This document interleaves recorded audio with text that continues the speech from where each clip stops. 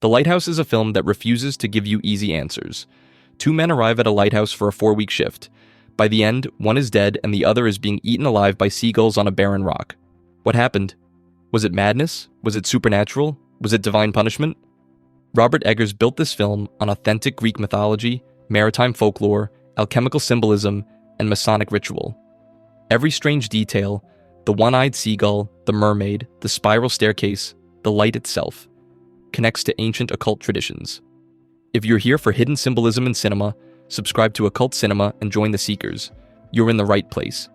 Today we're decoding the 10 occult secrets hidden in the Lighthouse, and I'll show you how they all connect to one of the oldest myths in Western civilization.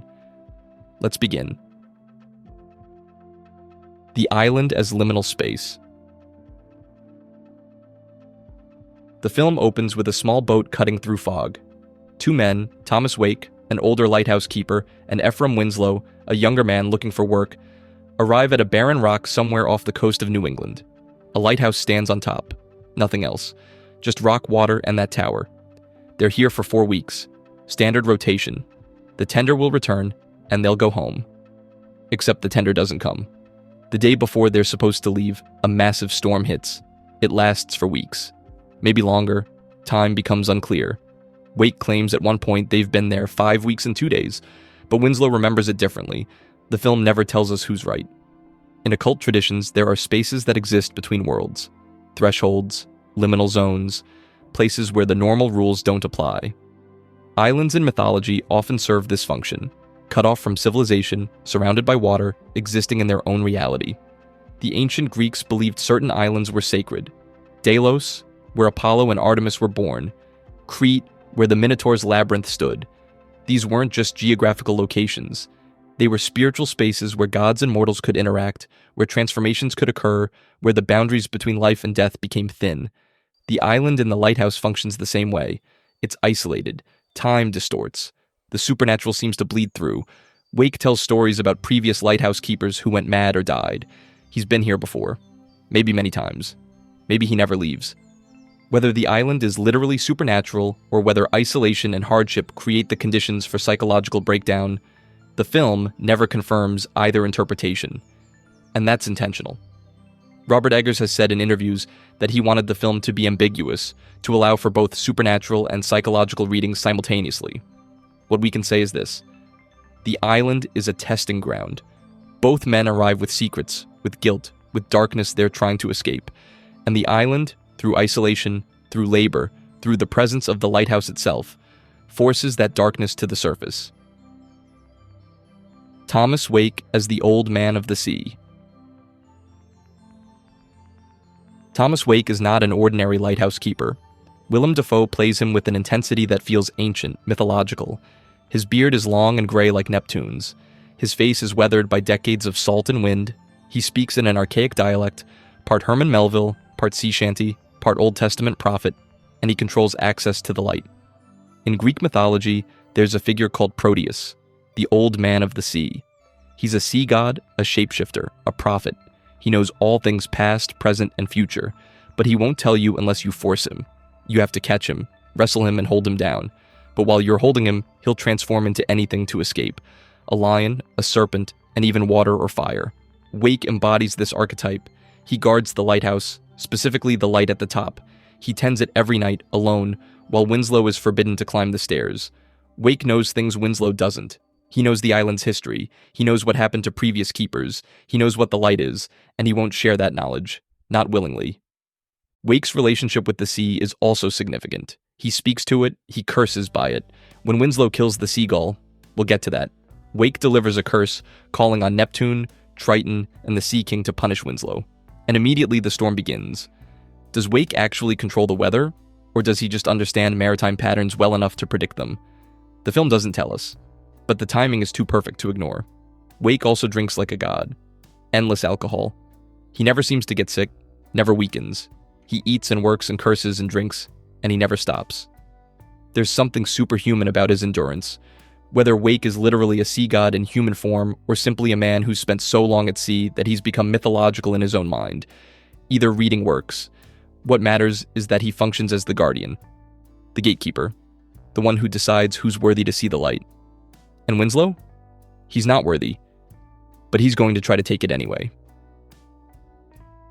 The stolen identity. Halfway through the film, drunk and desperate, Winslow confesses something to Wake. His name isn't Ephraim Winslow, it's Thomas Howard. He was a timberman in Canada. His foreman was named Ephraim Winslow, a cruel man, abusive, who worked his crew to exhaustion. During a log drive, Winslow fell into the water. The logs were moving fast. Winslow was going to drown, and Thomas Howard watched. He did nothing. Maybe he couldn't save him. Maybe he didn't try. Maybe he pushed. The film doesn't tell us. But the guilt is there. The weight of it. Howard watched a man die, or killed him, and then stole his identity to escape. So the man we've been calling Winslow is actually Thomas Howard, and the old man is Thomas Wake. Two Thomases, two men with the same name. In Aramaic, Thomas means twin. This identity theft is Howard's original sin. He arrives at the island already guilty, already carrying the weight of a death. And the island, through isolation, through Wake's presence, through the supernatural or psychological pressure, forces him to confront that guilt. Wake may know the truth from the beginning. There are hints throughout the film that he's aware of Howard's real identity. He tests him, humiliates him, pushes him, as if he's waiting for Howard to confess, and when Howard finally does, Wake's reaction is complex. Not shock, not judgment. Something else. Recognition, maybe. Or confirmation. The stolen identity also connects to the film's ending. Howard arrives at the island wearing a dead man's name, and he leaves, if he leaves at all, as a dead man himself. The name was cursed from the beginning, and Howard carried that curse with him every step of the way. The one-eyed seagull. There's a seagull, one-eyed. It follows Howard everywhere, perched on the roof, on the rocks, on the railing, watching him, cawing at him, harassing him. Howard hates it. He tries to ignore it, but the bird won't leave him alone. It defecates on him. It steals his food. It screams at him while he's working, and one day he snaps. He grabs a shovel. He corners the bird, and he beats it to death, smashes it into the rocks. Blood and feathers everywhere. Wake sees this, and his reaction is immediate, not anger, terror. Bad luck to kill a seabird. Them's the souls of sailors what met their maker. This is authentic maritime folklore.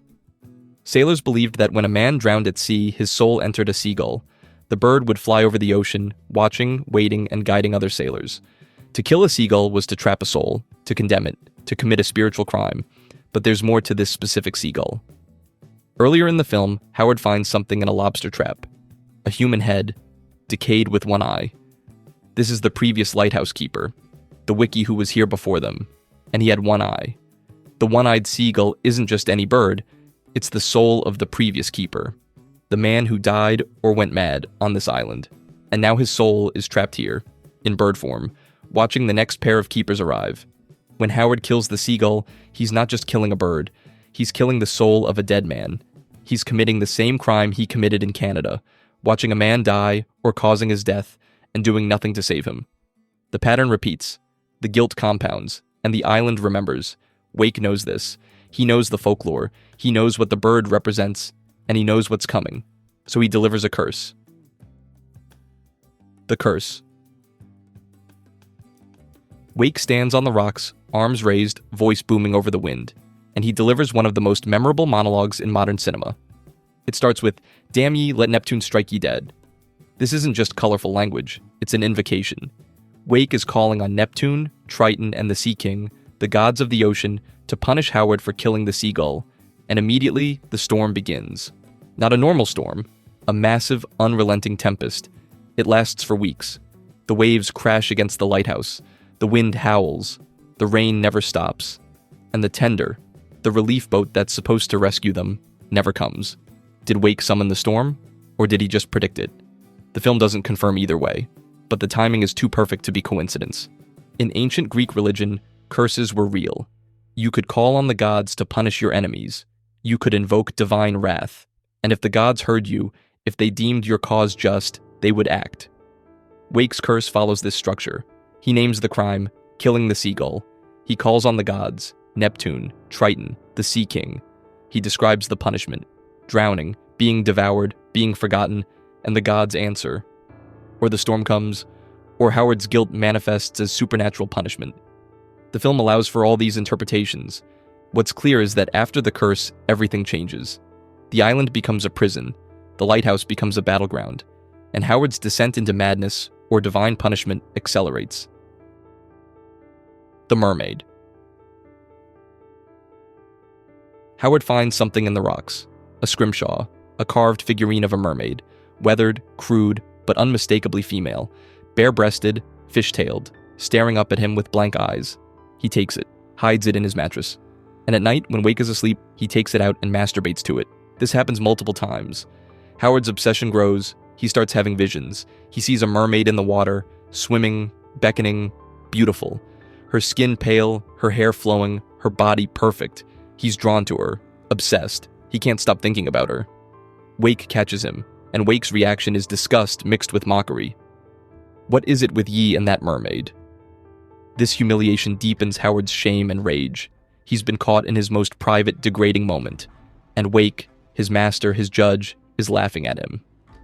In Greek mythology, sirens are creatures that lure sailors to their deaths. They sing, they seduce, they promise pleasure, beauty, love, and when the sailors follow, they crash on the rocks. They drown, they die. The mermaid in the lighthouse functions as a siren, not literally singing, but calling nonetheless. She represents sexual temptation, but more than that, she represents the downward pull, the opposite of spiritual ascent. Howard is supposed to be climbing, ascending the spiral staircase, reaching for the light, for knowledge, for enlightenment. But instead, he's descending, into obsession, into the flesh, into shame. In alchemical traditions, there's a concept called the false feminine, the seductive material force that pulls the seeker away from the spiritual path. It's not evil. It's just the wrong direction, the wrong focus. Howard's obsession with the mermaid is his spiritual failure. He's choosing the body over the spirit, the material over the divine, the downward path over the upward. And every time he masturbates, every time he fantasizes, every time he descends into that obsession, he's moving further from the light. The mermaid isn't trying to destroy him. She's just there. A test, a temptation, a choice, and Howard chooses wrong. The light as stolen fire. The light at the top of the lighthouse is the center of everything. Howard is obsessed with it from the beginning. He hears it humming, a low, otherworldly sound that vibrates through the stone. He sees the glow seeping down the staircase. He watches Wake climb up every night, alone, to tend it, and he's forbidden to follow. Wake's relationship with the light is religious, sexual, ecstatic. He climbs the spiral staircase, enters the lantern room, and closes the door. And through the door, Howard hears sounds. Moaning. Gasping. The light pulsing brighter. Wake is experiencing something Howard can't understand. Something mortals aren't meant to experience. In Greek mythology, Prometheus stole fire from Mount Olympus and gave it to humanity. Fire meant civilization, technology, progress, but it also meant punishment. Zeus chained Prometheus to a rock, and every day an eagle came and tore out his liver. Every night the liver regenerated. The torture continued forever. The light in the lighthouse can be read as that stolen fire, divine knowledge, cosmic truth, the thing that separates gods from mortals. And Wake is the guardian, the one who keeps mortals away, the one who says, "This is not for you." But Howard doesn't listen. He climbs the stairs, he breaks down the door, he reaches the light. The film shows us glimpses of what he sees. The Fresnel lens opens like a flower. Inside is something vast, incomprehensible. Howard has visions throughout the film of tentacled creatures, of cosmic geometry. Whether these visions are connected to the light or are manifestations of his deteriorating mind, the film doesn't confirm. What's clear is that when Howard reaches the light, when he stares into it, he screams, or laughs, or both. The sound is inhuman, ecstatic and agonized at the same time, and then he falls. Down the spiral staircase, tumbling, breaking. The light doesn't enlighten him. It destroys him, because he wasn't ready. He didn't earn it. He stole it, and theft from the gods always carries a price. The spiral staircase. The staircase is narrow, claustrophobic. It spirals up through the center of the lighthouse, winding higher and higher into darkness. The steps are worn smooth by decades of footsteps. The walls are stone, cold, damp, and at the top behind a locked door is the light. Howard is forbidden to climb it. Wake makes this clear from the beginning. Ye tend the duties below. The light is mine. But Howard can't stop thinking about it. The staircase becomes an obsession. Every time he looks at it, he feels the pull, the need to climb, the need to see, In mystical traditions across cultures, the spiral represents the path of spiritual ascent. In Kabbalah, the Tree of Life maps 10 levels of consciousness, Sephiroth, connected by paths. You start at the bottom in the material world and you climb. Each step requires work, purification, sacrifice. In Masonic ritual, there are winding stairs that the initiate must climb. Each step represents a degree of knowledge, a level of understanding. You can't skip steps, you can't rush the process. The spiral also appears in nature: seashells, galaxies, DNA, hurricanes. It's the shape of growth, of expansion, of the universe unfolding, the golden ratio, the Fibonacci sequence, sacred geometry made visible, but spirals also trap. They pull you in. They disorient. You think you're climbing, but you're going in circles. You think you're ascending, but you're descending into madness. Howard climbs the spiral multiple times. The first time, Wake stops him physically. I told you, the light is mine. The second time, Howard is drunk. He stumbles up the stairs, and Wake drags him back down. The third time, Wake is dead, or dying, buried under rocks. And Howard climbs. Desperate, obsessed, he reaches the top. He breaks down the door, and he sees the light. The spiral was supposed to be a path to enlightenment, but for Howard, it becomes a path to destruction. Because he didn't do the work. He didn't purify himself. He didn't earn the right to climb. He just took it by force, and the spiral, like all sacred paths, punishes those who try to cheat. The Alchemical Marriage. Two men, both named Thomas, Wake and Howard, old and young, master and apprentice, wisdom and energy, rigidity and chaos. In alchemy, there's a principle called solve et coagula, dissolve and recombine. You take two opposing substances, break them down, and fuse them into something new. The union of opposites. The marriage of sun and moon, king and queen, sulfur and mercury. Wake and Howard are alchemical opposites, and throughout the film, they start to merge. They wear each other's clothes, they speak each other's words, they drink together, sing together, fight together. There's a scene where they dance, spinning, laughing, becoming one in drunken ecstasy. The scene is both joyful and disturbing, with possible homoerotic undertones. They also fight, brutally. In one scene, they wrestle in the mud during a rainstorm, covered in filth, beating each other. They're indistinguishable in the mud, two figures dissolving into one mass. This is the alchemical process. Not gentle, not harmonious, fire, friction, violence. In Jungian psychology, Wake represents Howard's shadow, the part of himself he denies, the crude, animalistic, godlike aspect. Howard must integrate his shadow to become whole, to reach the self, the Jungian term for the integrated psyche. But Howard doesn't integrate. He tries to destroy. He buries Wake alive. And when Wake returns and attacks him, Howard kills him with an axe. You can't kill your shadow, you can only integrate it or be consumed by it. Howard chose destruction, and in destroying Wake, he destroys himself. By the end of the film, it's unclear which Thomas is which. They've dissolved into each other. The boundaries are gone, the twin has consumed itself, and what's left is neither Wake nor Howard. It's something else. Something broken. Something that used to be human and is now just meat for the birds. The Prometheus Punishment. The final scene. Howard wakes up on the rocks at the base of the lighthouse. He's naked, stripped of clothing, of identity, of humanity. His body is broken, bleeding. He can't move, and he's missing an eye. One eye, just like the seagull, just like the previous wiki whose head he found in the lobster trap. The cycle has repeated. Howard has become the one-eyed figure. The next soul trapped on the island, and the seagulls come. They land on him, dozens of them. They peck at his abdomen, at his exposed intestines, at his organs. He screams. He tries to push them away, but he can't. He's too weak, too broken, and the birds keep eating. This is Prometheus. Exactly. In Greek mythology, Prometheus stole fire from the gods. Zeus punished him by chaining him to a rock. Every day, an eagle came and tore out his liver. Every night, the liver regenerated. The torture continued forever. The liver in Greek medicine was the seat of passion, of desire, of appetite. Prometheus's punishment wasn't random. It was symbolic. He reached too far. He wanted too much. He stole what wasn't his, and so his liver, the organ of desire, was devoured, over and over, forever. Howard did the same thing.